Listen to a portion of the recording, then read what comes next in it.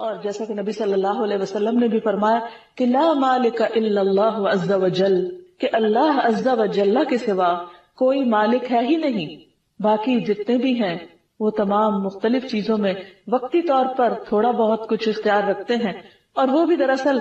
حقیقی طور پر اللہ ہی سبحانہ تعالیٰ کے دیے ہوئے اختیار میں سے ہے۔ قرآن مجید میں سورۃ سبا میں آتا ہے قُلِ ادْعُوا الَّذِينَ زَعَمْتُم مِّن دُونِ اللَّهِ لَا يَمْلِكُونَ مِثْقَالَ ذَرَّةٍ فِي السَّمَاوَاتِ وَلَا فِي الْأَرْضِ وَمَا لَهُمْ فِيهِمَا مِن شِرْكٍ وَمَا لَهُ مِنْهُم مِّن ظَهِيرٍ، کہہ دیجئے پکارو ان کو جنہیں تم نے اللہ کے سوا گمان کر رکھا ہے، یعنی اللہ کے سوا کسی اور ہستی کے بارے میں اگر تمہارا یہ خیال ہے کہ ان کے قبضے میں کوئی چیز ہے یا ان کے اختیار میں کچھ چیز ہے یا کچھ وہ بگڑی بنا سکتے ہیں یا کسی مشکل میں کام آ سکتے ہیں، تو ان کو پکار کے دیکھو مدد کے لیے۔ وہ نہ آسمانوں میں ذرہ برابر کسی چیز کے مالک ہیں اور نہ زمین میں، یعنی ان کا اختیار ہے ہی نہیں، اور نہ ان کا ان دونوں میں کوئی حصہ ہے، کوئی شراکت نہیں، اور نہ ان میں سے کوئی اس کا مددگار ہے۔ ایک اور جگہ پر فرمایا وَاتَّخَذُوا مِن دُونِهِ آلِهَةً، لوگوں نے اس کے سوا کچھ اور الہ بنا رکھے ہیں، لا يخلقون شيئا، وہ کسی بھی چیز کو پیدا نہیں کر سکتے، وَهُمْ يُخْلَقُونَ، اور وہ تو خود پیدا کیے گئے ہیں، وَلَا يَمْلِكُونَ لِأَنفُسِهِمْ ضَرًّا وَلَا نَفْعًا، اور وہ تو اپنی جان کے بھی نفع نقصان کے مالک نہیں، کسی اور کے مالک تو کہاں، وہ خود اپنے بھی مالک نہیں، خود اپنے سے بھی کسی تکلیف کو دور نہیں کر سکتے، خود اپنی مرضی سے کچھ نہیں کر سکتے۔ وَلَا يَمْلِكُونَ مَوْتًا وَلَا حَيَاةً وَلَا نُشُورًا، نہ وہ زندگی کے مالک ہے، نہ وہ موت کے مالک ہے، اور نہ وہ دوبارہ جی اٹھنے کے اوپر کچھ قدرت رکھتے ہیں، دوبارہ اٹھائے جانے کے بھی وہ مالک نہیں۔ حقیقت یہ ہے کہ زندگی اور موت بھی اللہ کے اختیار میں ہے، ہماری روح کا مالک بھی وہی ہے، جب اس نے چاہا اس جسم میں داخل کر دی اور جب چاہے گا لے جائے گا، اور کوئی کچھ بھی نہیں کر سکتا۔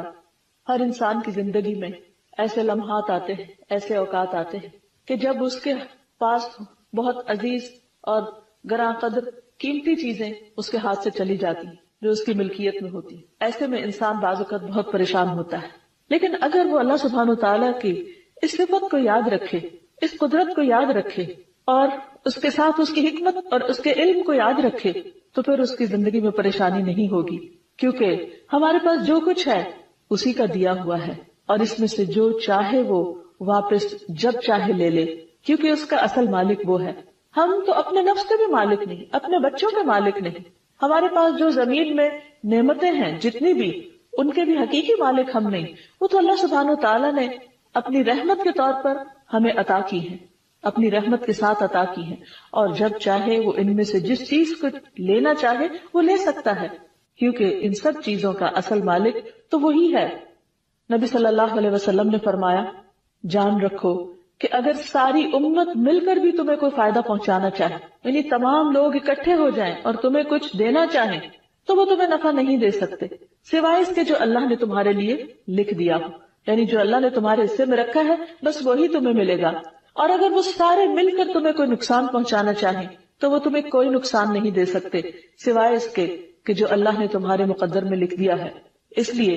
انسان کو اس بات سے بے فکر ہو جانا چاہیے، اس بات سے بے خوف ہو جانا چاہیے کہ کوئی اور اس کے کچھ بگاڑ سکتا ہے۔ اسی طرح اللہ کے سوا کسی اور سے امید نہیں رکھنی چاہیے کہ کوئی اور اسے کچھ دے سکتا ہے، کیونکہ دینے والا وہی ہے جس کے پاس کچھ ملکیت ہے اور جس کے پاس کچھ اختیار ہے۔ قرآن مجید میں نبی صلی اللہ علیہ وسلم کے بارے میں آیا، اللہ تعالیٰ فرماتے ہیں قل، آپ کہہ دیجئے لا املک لنفسی نفعا ولا ضرا، کہ میں تو اپنے نفع نقصان کا بھی مالک نہیں۔ اور آپ کون ہیں؟ آپ کوئی معمولی ہستی نہیں ہیں، اللہ کے حبیب ہیں، محمد الرسول اللہ ہیں، سید الانبیاء ہیں، اور ان کے بارے میں فرمایا جا رہا ہے کہ آپ لوگوں کو بتا دیجئے کہ میں اپنی جان کے نفع نقصان کا بھی مالک نہیں ہوں، الا ما شاء اللہ، مگر جو اللہ چاہے۔ وَلَوْ كُنْتُ أَعْلَمُ الْغَيْبَ، اگر میں غیب جانتا ہوتا، لَاسْتَكْثَرْتُ مِنَ الْخَيْرِ، تو میں خیر میں بھلائیوں میں بہت کچھ حاصل کر لیتا۔ وَمَا مَسَّنِيَ السُّوءُ، اور مجھے کوئی تکلیف نہ پہنچتی، کسی قسم کا کوئی دکھ مجھے نہ پہنچتا۔ ان انا الا نذیر وبشیر لقوم یؤمنون، میں تو محض ایک ڈرانے والا اور خوشخبری دینے والا ہوں ان لوگوں کے لیے جو ایمان لے آئیں۔ ایک اور جگہ پر آتا ہے قل انی لا املک لکم ضرا ولا رشدا، آپ کہہ دیجئے کہ بے شک میں تمہارے لیے نہ کوئی نقصان پہنچانے کا اختیار رکھتا ہوں اور نہ کسی بھلائی کا، کیونکہ ہر چیز کا اصل مالک تو اللہ ہے۔ اور یہ ایک ایسی حقیقت ہے کہ جو اللہ سبحانہ وتعالیٰ نے انسان کی فطرت میں رکھ دی ہے کہ انسان جب اپنے آپ کو بہت سی چیزوں میں بے بس اور بے اختیار پاتا ہے تو اس کا دل گواہی دیتا ہے کہ واقعی ہر چیز دراصل اللہ کے اختیار میں ہے اور وہی مالک ہے۔ مشرکین مکہ بھی اس بات کو بہت اچھی طرح سمجھتے تھے، اسی لیے جب وہ حج پہ جانے کے لیے تلبیہ پڑھتے تو وہ کیا کہتے؟ لبیک لا شریک لک الا شریکا ھو لک تملکہ وما ملک، مگر تیرا ایک شریک ہے، کیونکہ وہ شرک کرتے تھے، کہتے تھے کہ تیرا ایک شریک ہے، تو اس کا مالک ہے۔ یعنی جن کو وہ اللہ کا شریک بناتے ان کے بارے میں بھی سمجھتے تھے کہ ان کا بھی اصل مالک اللہ ہی ہے اور وہ کسی چیز کے مالک نہیں، اور یہ کہتے ہوئے بیت اللہ کا طواف کیا کرتے تھے۔ تو ہم سب کا اس بات پر ایمان ہونا چاہیے، اس بات پر یقین ہونا چاہیے کہ حقیقی مالک اللہ ہی ہے، اور جب ہم کسی بھی چیز کے ضرورت مند ہوں، کچھ بھی چاہیں، تو حقیقی مالک کے آگے فریاد کریں کہ اے اللہ جو ہر چیز کا مالک ہے، تو جو چاہے کر سکتا ہے اور ہر چیز پر قدرت بھی رکھتا ہے، اور جب تو دینا چاہے تو تجھے کوئی روکنے والا بھی نہیں۔ تو اس طرح انسان کی دعا کے اندر ایک یقین پیدا ہو جاتا ہے اور انسان کو اطمینان نصیب ہوتا ہے کہ واقعی کوئی ہے جو سب کچھ کرنے پہ قادر ہے، اور یہ چیز انسان کے لیے حقیقی تسلی کا باعث بنتی ہے۔ اور یہاں سے یہ بات بھی پتہ چلتی ہے کہ اگر وہ مالک ہے تو پھر باقی سب اس کے مملوک ہیں، باقی سب اس کے اختیار میں ہیں، اور ان کے دل بھی اللہ کے اختیار میں ہیں۔ اس لیے کوئی بڑے سے بڑا ظالم کسی پہ ظلم نہیں کر سکتا، کیونکہ اللہ سبحانہ وتعالیٰ اگر اسے اذن نہ دے، کیونکہ اس کے پاس جو وقتی اختیار ہے وہ بھی دراصل اللہ ہی کا دیا ہوا ہے، کیونکہ حقیقی بادشاہ وہی ہے۔ دنیا میں اگر وقتی طور پر کسی کو اختیار ملا بھی ہے تو وہ اس کے لیے آزمائش، اور جو آگے اس کے پاس اس کے ساتھ ہے ان کے لیے بھی حقیقت میں وہ آزمائش ہے۔ لیکن قیامت کے دن یہ سارے اختیارات مکمل طور پر چھین لیے جائیں گے۔ اس دن بادشاہت صرف اور صرف اللہ سبحانہ وتعالیٰ کی ہوگی۔ قرآن مجید میں آتا ہے لمن الملک اليوم للہ الواحد القہار، اس دن کہا جائے گا کہ آج کس کی بادشاہت ہے؟ اللہ ہی کی، جو ایک ہے، بہت دبدبے والا ہے۔ پھر یہ بات بھی ہمیشہ یاد رہے کہ اللہ سبحانہ وتعالیٰ کے لیے حیات دائمی ہے اور باقی سب ختم ہونے والے ہیں۔ کل من علیہا فان، تو جو بھی ختم ہونے والا ہے وہ حقیقی مالک کیسے ہو سکتا ہے؟ مثلا ایک انسان اگر لامتناہی زمینوں کا مالک بھی ہو تو حقیقت میں دیکھے تو ہوتا کیا ہے؟ وہ انسان ہمیشہ تو زندہ نہیں رہ سکتا، ایک دن اس کو موت آنی، اور جب اس کو موت آتی ہے تو ان زمینوں کا کیا بنتا ہے؟ ان پراپرٹیز کا کیا ہوتا ہے؟ وہ سب اس کی اولاد میں تقسیم ہو جاتی، اور اگر اس کی اولاد نہ ہو تو دوسروں میں تقسیم ہو جاتی۔ سوچئے آج زمین کے جس ٹکڑے پر ہم بیٹھے، یا زمین کا کوئی حصہ جو ہم خرید چکے یا جس کے ہم اپنے آپ کو مالک سمجھتے ہیں، اس کی ملکیت بھی کب تک ہے ہمارے پاس؟ اس کی اونرشپ کب تک ہے؟ اس کے اختیار ہمارے پاس کب تک ہے؟ اس سے فائدہ ہم کب تک اٹھا سکتے ہیں؟ صرف اس وقت تک جب تک ہم زندہ ہیں۔ موت کے ساتھ ہی ہاتھ کھلے کے کھلے رہ جائیں گے، اور کسی بھی چیز کا کنٹرول اور کسی بھی چیز کا اختیار ہمارے پاس نہیں رہے گا۔ پھر یہ کس کے پاس جائے گا اور آخر میں کس کے پاس ہوگا؟ وَلِلَّهِ مِيرَاثُ السَّمَاوَاتِ وَالْأَرْضِ۔ آج تو ہم سمجھتے ہیں کہ ہمارے بعد ہمارے بچے وارث ہوں گے، اور پھر بچوں کے بعد ان کے بچے اور ان کے بچے، لیکن پھر جب سبھی ختم ہو جائیں گے تو یہ سب چیزیں اپنے اصل اور حقیقی مالک کے پاس لوٹ جائیں گی۔ اس لیے کبھی بھی انسان کو دنیا میں جو کچھ بھی ملا ہے، چاہے وہ مال و متاع ہو یا اولاد ہو یا کوئی اختیار ہو یا حکومت ہو یا اقتدار ہو، کسی بھی چیز پر انسان کو تکبر نہیں کرنا چاہیے، اور ہمیشہ اس حقیقت کو یاد رکھنا چاہیے کہ یہ سب کچھ صرف چند دن کے لیے ہے اور بطور آزمائش ہے، اور بہت جلد ہاتھوں سے نکل جانے والا ہے، کیونکہ کل من علیہا فان ویبقى وجہ ربک ذو الجلال والاکرام، ہر چیز جو اس زمین پر ہے سب فنا ہو جانے والی ہے۔ ایک مرتبہ رسول اللہ صلی اللہ علیہ وسلم نے فرمایا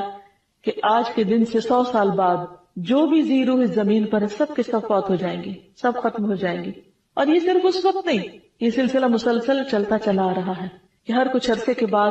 جتنی بھی زندگی ہے زمین پر وہ ختم ہو جاتی ہے، پھر نئے لوگ آ جاتے ہیں، پھر وہ وارث بنتے، پھر جنریشنز آفٹر جنریشنز یہ سلسلہ چلتا چلا آ رہا ہے، اور پھر ایک وقت آئے گا کہ سب کچھ ختم کر دیا جائے گا اور سب کے اقتدار ختم ہو جائیں گے، اور حقیقی بادشاہت اللہ سبحانہ وتعالیٰ کے پاس رہ جائے گی۔ کل نفس ذائقۃ الموت، ہر شخص کو موت کا مزہ چکھنا ہے۔ ثم الینا ترجعون، پھر ہماری طرف تم سب پلٹائے جاؤ گے، اس لیے ہمیں اسی کی طرف رجوع کرنا چاہیے اور اس حقیقت کو کبھی بھی نہیں بھولنا چاہیے۔ حقیقت یہ ہے کہ جو چیزیں اللہ سبحانہ وتعالیٰ وقتی طور پر بھی ہمارے اختیار میں دیتا ہے، ہمیں ان سے بہت محبت ہو جاتی، ہمیں وہ اپنی لگنے لگتی، اور یہی انسان کی آزمائش۔ مثلا خواتین، ان کے پاس جو جیولری ہوتی، گھر کے ساز و سامان ہوتے، ان کے ساتھ کس قدر اٹیچمنٹ ہوتی،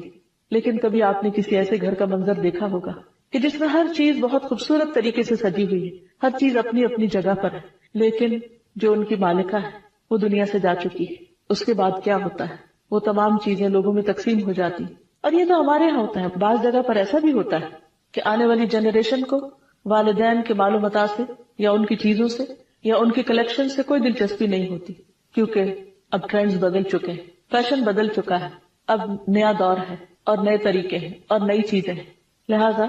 انہیں انٹرسٹ اس سے ہوتا ہے کہ ان تمام چیزوں کو نکال کر جو پراپرٹی ہے اس کی قیمت یا اس کا جو فائدہ ہے وہ ان کو مل جائے۔ والدین نے جو کچھ بھی جمع کیا اور جن چیزوں کو سنبھال کر رکھا اور جن چیزوں کو میموری سمجھ کر اپنے ساتھ رکھا اور ان کی کیئر کرتے رہے اور ان کی حفاظت کرتے رہے، دوسروں کے لیے وہ ردی کے مال سے زیادہ کچھ بھی نہ تھا۔ یہ ایک اتنی بڑی حقیقت ہے جس سے ہم عام طور پر غافل رہتے ہیں، اور پھر حقیقی محبوب یعنی اللہ سبحانہ وتعالیٰ سے محبت کرنے کی بجائے ہم ان عارضی چیزوں کی محبت میں مبتلا رہتے ہیں جو بہت جلد ہمارے ہاتھوں سے نکل جانے والی ہیں۔ اس لیے کسی لمحے بھی یہ نہیں بھولنا چاہیے کہ حقیقی مالک اللہ ہے، جو مالک الملک ہے، پوری کائنات کا مالک ہے۔ پھر اسی طرح انسان کی زندگی میں عام طور پر جو مسائل رہتے ہیں، جیسے رزق کا مسئلہ ہے، بعض اوقات انسان کے پاس کچھ ہوتا ہے پھر نہیں ہوتا، پھر ہوتا ہے، زندگی میں اتار چڑھاؤ آتا رہتا ہے، اس میں انسان کے اوپر پریشانیاں بھی آتی ہیں، فقر و فاقہ کا خوف بھی ہوتا ہے، لیکن اگر انسان کے دل میں اس بات کا پورا یقین ہو کہ اللہ میرا مالک ہے اور مجھے کل کی فکر نہیں کرنی چاہیے، اس خوف اور غم میں نہیں جینا چاہیے کہ کل میرا کیا ہوگا یا میرے ساتھ کیا معاملہ کیا جائے گا، نہیں، اگر اس کا یہ یقین ہے کہ ہر چیز اللہ کے اختیار میں ہے، وہ جسے چاہے دے سکتا ہے، جیسا کہ قرآن مجید کی اس آیت سے پتہ چلتا ہے، قل اللہم مالک الملک تؤتی الملک من تشاء وتنزع الملک ممن تشاء وتعز من تشاء وتذل من تشاء بیدک الخیر انک علی کل شیء قدیر۔ کہہ دیجئے کہ اے اللہ جو مالک الملک ہے، جس کو چاہتا ہے ملک عطا کرتا ہے اور جس سے چاہتا ہے چھین لیتا ہے، تو جسے چاہتا ہے عزت دیتا ہے،